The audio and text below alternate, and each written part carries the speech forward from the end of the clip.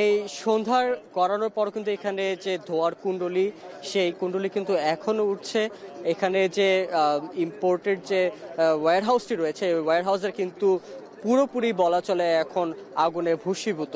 আমরা একটু দেখাতে চাই বাম পাশে যেখানে এই আগুনের উৎপত্তি স্থল ছিল, সেই উৎপত্তি স্থল থেকে কিন্তু এখনো আগুন বেরোচ্ছে। এবং একটু জানিয়ে রাখতে চাই যে যেখান থেকে আগুনের উৎপত্তি স্থল, সেটি কিন্তু আসলে কুরিয়ার, যারা ইন্টারন্যাশনাল যে কুরিয়ার ছিল, যেমন DHL, ফেডেক্স, এদের যে ওয়্যারহাউসটি ছিল, যে জায়গাটা তারা পণ্য জমা করে রাখতেন, সেই জায়গা থেকে কিন্তু আগুনের সূত্রপাত হয়েছে। এবং সেই আগুন থেকেই কিন্তু পরবর্তী সময় এই পুরো যে ওয়্যারহাউসটি রয়েছে, পুরো ওয়্যারহাউসে কিন্তু কার্গো টার্মিনালটিতে আগুন ছড়িয়ে পড়ে। এবং এখানে শুধু যে ইন্টারন্যাশনাল কুরিয়ারদেরই নয়, এখানে BGME এর যে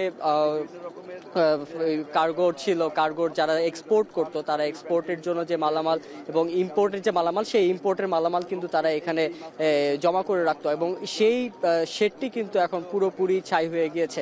এছাড়া আমি যদি বলতে চাই, এখানে শুধু কিন্তু যে পণ্যগুলো তারা মজুত করে রেখেছিল, সেগুলোর মধ্যে ছিল যেগুলো হচ্ছে ইম্পোর্টেড যে কেমিক্যাল রয়েছে এবং গার্মেন্টসের যে কাঁচামাল রয়েছে, সেই কাঁচামালগুলো কিন্তু তারা এখানে মজুত করে রাখতো। এই কারণে কিন্তু আমরা যখন এখানে দুপুরবেলা এসেছিলাম, দুপুরবেলা আসার পরপরই কিন্তু আমরা দেখেছিলাম বেশ কয়েকটি বিস্ফোরণের আওয়াজও আমরা পেয়েছিলাম।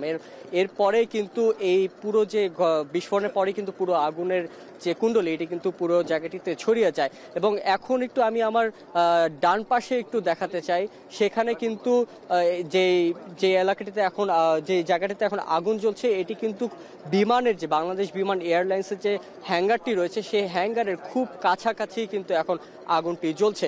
এবং এখন যে আগুনটির যে জায়গায় চলছে, সেখানে কিন্তু প্রবাসীদের যে লাশগুলো আসতো, সেই লাশগুলো কিন্তু এখানে মজুত করে রাখা হতো। এবং বলা যাচ্ছে যে এখন সচক্ষে আমরা যেটু দেখছি, যে সেই স্থানটিও কিন্তু এখন পুড়ে ছাই হয়ে গিয়েছে। এবং প্রবাসীদের যে লাশগুলো এখানে আসতো, সেটিও কিন্তু বলা যাচ্ছে যে সেগুলো হয়তো পুড়ে ছাই হয়ে গেছে। আমার সাথে কিছু CNF এজেন্টের কথা হয়েছে, আমি কিন্তু তাদের সাথে কথা বলেছি এবং তেমনই একজনের সাথে একটু কথা বলতে চাই। একটু ভাইয়া বলবেন যে কি ধরনের মালামাল এখানে ছিল এবং আনুমানিক কিরকম, কত টাকার ক্ষতিগ্রস্ত আপনারা হয়েছেন? অ্যাকচুয়ালি এখানে একটা ইন্টারন্যাশনাল এয়ারপোর্ট, আমরা যে ব্যবসা করি এখানে স্টেক হোল্ডার, এই মালামালগুলো আমাদের না। এই মালামালগুলো সারা বাংলাদেশে যে ইন্ডাস্ট্রিগুলো আছে, তাদের নমুনাগুলা, তাদের ছোট ছোট নমুনাগুলা, তাছাড়া কিছু কিছু কমার্শিয়াল মাল আছে। তো সঠিক পরিমাণ নির্ধারণ করা মুশকিল আমাদের জন্য, যে কত টাকার মাল ক্ষতি হয়েছে আর কি জাতীয় মালামাল ক্ষতি হয়েছে। যদি বলি, এমন কোনো মাল নেই বাংলাদেশে সমাজে ব্যবহৃত হয়, ইন্ডাস্ট্রিতে ব্যবহৃত হয়, এমন কোনো মাল নেই যে মালটা এখানে ক্ষতিগ্রস্ত হয়নি। কেমিক্যাল, আপনার ওষুধ, গার্মেন্টসের কাঁচামাল, কমার্শিয়াল মাল, রেডিমেড গার্মেন্টস, তারপরে ইন্ডাস্ট্রিয়াল যে পার্টস, ছোট ছোট ডকুমেন্টস, অনেক কিছু। একটু বলবেন যে আগুন যে লেগেছে, এটার কারণ কি মনে হতে পারে আপনাদের কাছে? আজকে যদিও সরকারি বন্ধ, অফিসিয়ালভাবে আমাদের স্টেক হোল্ডার যারা আমরা C&F এজেন্ট, তারা আমরা এখানে ছিলাম না, থাকার কথা ছিল না, সকল কিছু বন্ধ ছিল। তো হঠাৎ করেই আমরা জানতে পারলাম, জানার পরে আমরা আসলাম। এটার সঠিক কারণটা কেউ বলতে পারবে বা মনে হয় না, আমিও বলতে পারবো না। কারণ বৈদ্যুতিক শর্ট সার্কিট থেকে হতে পারে, কেমিক্যাল থেকে হতে পারে, বিভিন্ন ধরনের রাসায়নিক দ্রব্য থাকে যেগুলো নাকি বৈধভাবে আমদানিকৃত গোডাউনে থাকে, সেখান থেকে হতে পারে। আবার অনেক সময় মেয়াদ উত্তীর্ণ কিছু লিকুইড টাইপের মালও চলে আসে, যেগুলো নাকি অনেক দিন যাবৎ পড়ে থাকে এখানে, সঠিক মেয়াদ নির্ধারণ করা থাকে না। এই জাতীয় জিনিসগুলো অনেক সময় মেয়াদ উত্তীর্ণ, ওগুলোও অনেক সময় গোডাউনের ভিতরে আগুন লেগে যায়, এটাও হতে পারে। এছাড়া বিশেষ কোনো কারণ আমি মনে করি না। আচ্ছা, একটু জানাবেন, যখন ঘটনাটা সূত্রপাত হয়, তখন কি এখানে যারা কর্মচারীরা রয়েছেন, এখানে কি কেউ আটকা পড়েছিল? না, এরকম কারো সংবাদ আমি পাইনি আটকা পড়ার। তবে আগুন লাগার পরে যারা এখানে সহযোগিতা করতে গেছে আগুন নিবানোর কাজে, fire service, security, answer, BDB থেকে শুরু করে যারা আমাদের বিমান, C&F এজেন্ট, কিছু সংখ্যক লোক, ফায়ার সার্ভিসের কিছু সংখ্যক লোক অসুস্থ হয়ে পড়েছে, এইটুকু তথ্য আমার কাছে আছে। আমি দেখেছি নিজের স্বচক্ষে, কয়েকজনকে অ্যাম্বুলেন্সে করে হসপিটাল নেওয়া হয়েছে, কিন্তু তারা কিভাবে ক্ষতিগ্রস্ত হয়েছে এটা আমি জানি না। আচ্ছা, একটু জানাবেন যে এখন আপনারা যে ক্ষতিগ্রস্তটা হয়েছেন এবং এখন কিভাবে এই ক্ষতিটা পুষিয়ে উঠতে পারবেন? এটা ক্ষতিটা পুষিয়ে নেওয়ার কোনো মাধ্যম নাই, আগুনে পুড়ে ছাই হয়ে গেছে। এখন এটার একমাত্র পথ হলো যে পৃথিবীর বিভিন্ন দেশ থেকে মালগুলো আসা, ওখান থেকে যে এক্সপোর্টাররা মাল পাঠাইছে, যারা আমদানি করছে তাদের সমন্বয়ে কিছু হতে পারে, সরকারি পৃষ্ঠপোষকতা কিছু হতে পারে। বড় ধরনের যে ক্ষতিগুলো হয়েছে সেগুলা সরকারের দেখভাল ছাড়া, তো অর্থ মন্ত্রণালয়ের দেখভাল ছাড়া, এনবিআর এর দেখভাল ছাড়া তো এই ক্ষতি পোষানোর কোনো ওয়ে নাই।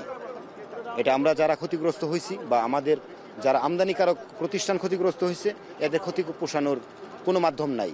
আর এই ক্ষতিটা শুধু গুটি কয়েক ব্যক্তি হয়নি, এটা টোটালি সরকারের হয়েছে। আচ্ছা, একটু জানাবেন যে আপনি তো এখানকার সিএনএফ এজেন্ট, আপনার কাছে কি ইনফরমেশন আছে যে কি কি ধরনের পণ্য এখানে থাকতে পারে? এখানে কি কি ধরনের পণ্য থাকতে পারে না, এখানে কি কি ধরনের পণ্য থাকে এইটা আমি প্রত্যক্ষই সাক্ষী আছি। এখানে আপনি বিভিন্ন প্রতিষ্ঠান, বাংলাদেশের যত শিল্প প্রতিষ্ঠান আছে, এমন কোনো শিল্প প্রতিষ্ঠান নাই যাদের স্যাম্পল প্রয়োজন হয় না, নমুনা আসে না।